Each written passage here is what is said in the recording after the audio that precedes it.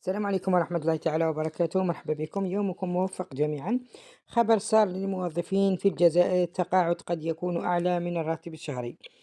قبل ما نبدأ الفيديو خلونا الصلاة والسلام على رسول الله في التعليقات.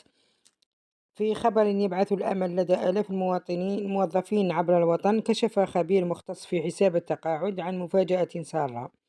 بعض الموظفين وخاصة من أتموا 32 سنة من العمل وكانت أجورهم الشهرية حوالي 8 ملايين سنتيم قد يتقاضون تقاعدا يفوق رواتبهم الشهرية الحالية. تفاصيل الحسابات الدقيقة والمبنية على محاكي واقعي. بحسب تحليل دقيق باستخدام برنامج خاص لحساب التقاعد، تم التوصيل إلى نتائج مبهرة وموثوقة. أكد فيها الخبير أن موظفا يتقاضى 8 ملايين سنتيم شهريا وأكمل 32 سنة من الخدمة يمكن أن يستفيد من تقاعد يصل إلى 8.4 ملايين سنتيم، أي أكثر من راتبه الشهري الأصلي. مثال حي: أستاذة مثلا، نعطيكم مثال: أستاذة خدمت 24 سنة وتتقاضى 8 ملايين. كاين أستاذة طرحت سؤال: تبلغ من العمر 56 سنة وخدمت 24 سنة. سؤال عبر المجموعة على فيسبوك حول قيمة تقاعدها. بعد تحليل حالتها تبين أن نسبة التقاعد المحسوبة كانت 60%. إذن كان راتبها الشهري 8 ملايين سنتيم، فإن تقاعدها يكون في حدود 6 ملايين و600 ملايين سنتيم، مع احتساب منحة المردودية لا بريم دو روندمون، والتي توزع على 3 أشهر. يمكن أن ترتفع القيمة إلى 7 ملايين سنتيم أو أكثر في كل سنة إضافية في العمل. تحدث فرقا كبيرا.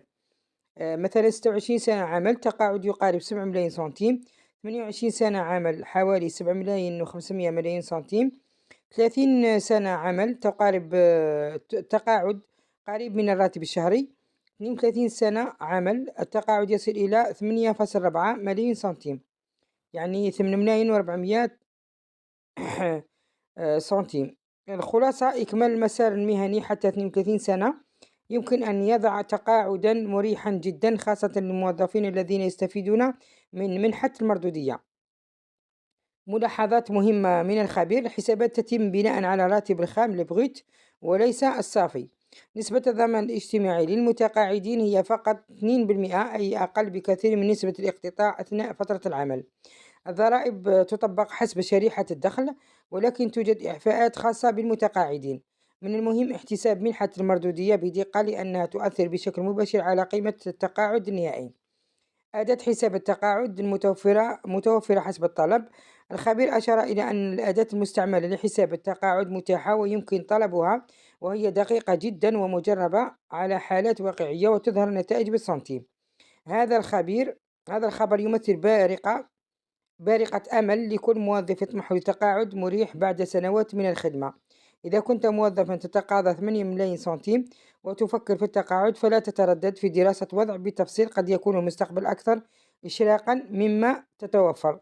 أتمنى نكون أفدناكم بهذا المقال من خبير حول التقاعد للموظفين، وهذا خبر صار إن شاء الله. خلونا تعليقاتكم. مع السلامة في فيديو آخر إن شاء الله.